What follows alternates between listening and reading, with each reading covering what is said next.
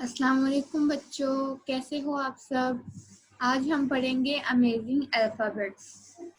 तो सबसे पहले this is capital E and this is small E.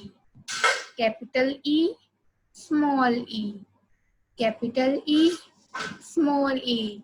सब मेरे साथ पढ़ें। Capital E, small E, capital E, small E.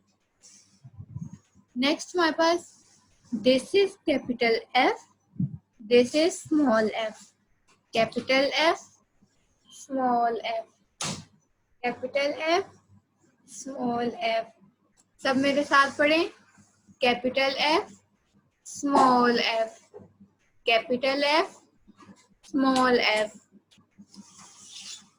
This is capital G and this is small g, capital G, small g, capital G, small g।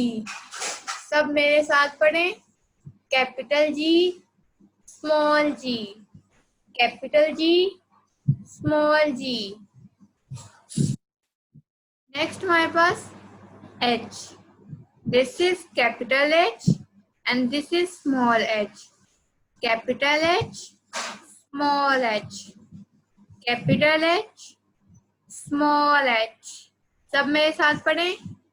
Capital H, small h, capital H, small h। Allah Hafiz.